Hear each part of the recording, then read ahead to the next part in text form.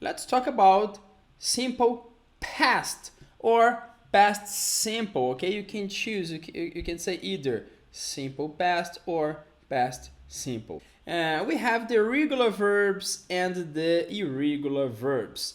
The regular verbs, we put ed at the end, and then they are in the past. The irregular verbs, they might be different. Okay, we do not put just ed at the end, then they go to the past. So it's not that simple. First, we're gonna start talking about the regular verbs. We're gonna see the rules for the regular verbs. Here we have the verb to work. In the past, worked. So I worked until late yesterday. Okay, remember the sound KED sounds like a little T. So I'm not saying worked, I'm gonna say worked. The second sentence, they created a very good product for our company. They created. In the past, ed, in the past it's regular. I think the past simple is easier than the simple present because you don't have a specific rule for he, she, it. But anyway, we have a table here because sometimes we say, oh, we put ed, then the verb is in the past. We say that, right? But unfortunately, it doesn't work that way. So sometimes you're gonna add ed, sometimes you're gonna add d, and other times you're gonna put ied when you have words with the letter y at the end. Sometimes you have to double the last consonant and add ed. So here, in this table, we are going to learn all of those rules. When you have verbs, remember, only regular verbs. Regular, not irregular. When you have irregular verbs that end in e, we add d. That's simple. For example, live becomes lived. Stare becomes stared. Hey, what does stare mean? Stare when you are looking at someone, when you don't stop looking at this person. We say you are staring at this person. Stare. We add d. Now, when we have a verb that ends with a vowel plus the letter y, we add ed. For example, stay becomes stayed. Not stayed, okay? Be careful with this pronunciation. Stay becomes stayed. Play becomes played. When we have a verb that ends with the letter y, but we have a consonant right before the letter y, now we have to drop, we have to take off this letter y and add ied. Try becomes tried.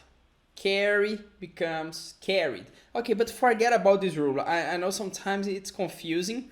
I need you to learn this rule by yourself. Forget about the vowel or the consonant, about the letter y. I need you to memorize one verb. To play. Easy, play. Now, I need you to memorize a second verb. The verb is to study. Simple. Play and study, right? You're gonna memorize it. Now, you have to know that play in the past is played with ed. And study, it's studied with ied. We take off the letter y, it's ied, studied. Fine. Now we just analyze these two verbs. We say, oh, play, oh, before the letter y we have a vowel. Therefore, we just put ed. And they studied. You see, oh, there is no letter y here. So it's ied, and before the letter y we have a consonant. So then we have this rule in your mind. You don't have to think about it all the time. It's going to be easier for you to remember that. Okay, fine. When you have a verb that's just one syllable, single vowel, and ending in a single consonant, for example, nod. Single vowel, the letter O. and end with a consonant, D. Nod, it's like, I'm nodding now, I'm nodding. Nod becomes nodded because you have to double this last consonant. When you have just a verb with one syllable, then you gotta double the last consonant and put ed at the end. Reap becomes ripped because we have a single consonant in the middle and we have, a single vowel in the middle and a consonant at the end. So reap becomes ripped. You gotta double the last consonant. And the last rule, when you have a verb with two syllables and we have stress on the second syllable, stress, it's like the second syllable is stronger. Then we say stress on the second syllable. And this verb ends in a single consonant. We have to double this last consonant and add ed at the end. For example, commit. You see the stress in the second syllable? Commit. It's not commit. It's commit. Then we have stress on the second syllable. Commit. You gotta double the last consonant and committed. Prefer. Prefer is not. I don't even know how to say in a different way. Prefer. You see, it's like prefer. It's not prefer. It's like prefer. We have stress on the second syllable. Then we gotta double the letter R, and it becomes preferred. Sounds like D at the end. Preferred. Fine. Once we know those rules, let's move on. Now we're gonna talk about the irregular verbs. Okay, the irregular verbs they don't follow a specific rule to be put in the past. They don't follow a specific rule like that, like we saw on that table. The point is you need to memorize the irregular verbs. You need to know those verbs in the past. That's it. There is no other way. But here we have the verb to see. We have the verb to see. They saw me at the bar last night. They saw me. Okay, past tense of see is saw. They saw me at the bar last night. Now, the second sentence, we have the verb to run. In the past, ran. He ran to take the bus this morning. He was very late. He woke up very late. So, he ran to take the bus this morning. You see, ran, past tense of run. Oh, I thought about it. Thought. Do you know? The main verb, think. I thought about it. When you say it fast, you say, I thought about it. But don't worry, I'll be sending you a table with the 70 most common irregular verbs, okay? So you can take a look at it every day. I thought about it. Fine, I thought about it. Oh, now we have the verb to drink. In the past, drink. Drink in the present, drank in the past. So, I drank beer with my friends last weekend. Be careful not to say drunk. Drunk is the past participle of this verb. The past simple is drank. Drank. Now, we're going to learn how to create some interrogative sentence, affirmative and negative in the past. We learned how to create affirmative sentence. When you create an affirmative sentence, so we use this verb in the past for everyone. I, you, he, she, it, we, you, they. Yes. There is no specific rule for he, she, it, as we do in simple present tense. Oh, yes. That's why simple past is easier. I worked all day yesterday. Okay. Now, negative, we must use an auxiliary verb, did, to create an interrogative sentence, and the did plus not, which becomes didn't, to create a negative sentence. That's simple. In the present is do and does. In the past is did for everyone. Negative, didn't. That's it. So I didn't work all day yesterday.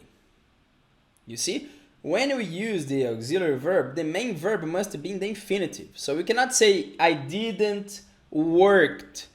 That would be grammatically wrong. So be careful. If I use the auxiliary, then the verb must be in the infinitive. I didn't work all day yesterday. Did I work all day yesterday? Okay, then same way to ask questions. You cleaned the kitchen last week. You didn't clean the kitchen last week. Did you clean the kitchen last week? Okay, the verb is clean. That's simple. It's a regular verb, right? Now the verb to take. He took me to school yesterday. He didn't take me to school yesterday. Did he take me to school yesterday? Take is an irregular verb. Now the verb to wear. I'm wearing a black t-shirt. She wore her new clothes this morning. She didn't wear her new clothes this morning. Did she wear her new clothes this morning? That's simple, yes. Now we have to be careful with the verb, not the auxiliary, the verb do. Do in the past is did. Yes, it's also did. So she did it again. She did it again. She didn't do it again. Did she do it again? It's a question. Did she do it again? Oh yes, she did it again. No, she didn't do it again. Okay, now the verb to travel. We traveled to Florida last year. We didn't travel to Florida last year. Did we travel to Florida last year? That's simple, right? Yes, I'm repeating a lot, so we're gonna remember that. I know it can be tiring, but it's gonna be awesome because you're gonna, process the information. You're gonna get tired of this information, then you're gonna learn this information for good. Now the verb to fly. Fly, past tense of fly is flew. Okay, it's not flew, it's flew. They flew to Canada yesterday. They didn't fly to Canada yesterday. Did they fly to Canada yesterday? Yes. That's simple. I know it's easy. I know. Now we're gonna talk about modal verbs. For now, just can and could. Okay, forget about the other modal verbs. Should, may, might, ought to. Anyway, focus on can and could. Remember, both are modal verbs, but could is also the past tense of can. So, I could sing when I was younger. Now I cannot sing anymore. Actually, I'm too shy to sing. So I could sing, la la la la la, very well, when I was younger. Could you sing when you were younger? I couldn't sing when I was younger.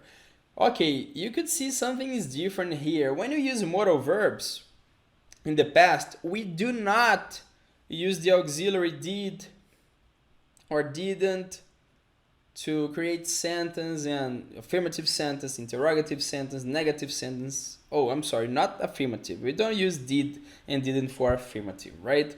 I mean, interrogative and negative. So when you use a modal verb, we simply just imagine the situation here. I could sing when I was younger. To turn this sentence into a question, I have to switch position with the subject. Instead of saying, did I could sing? No, it's wrong. I have to say, could I sing? Then I'm asking a question. You just switch positions, just like the be verb. Okay? Switch positions with the subject. Subject, yes, I, you, he, she, we, you, they, the man, the woman, my mom, my father, my brother, the dog, okay? you switch positions. So, could you sing when you were younger? Understand? Then it's a question. Negative, we use this modal verb plus not. Could not becomes couldn't. So I couldn't sing when I was younger. Same way for the be verb.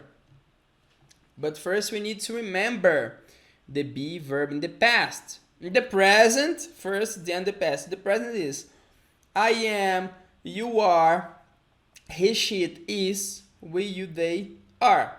In the past, I was, you were, he was, she was, it was, we were, you were, they were. Be careful because it's not where, okay? Where is it?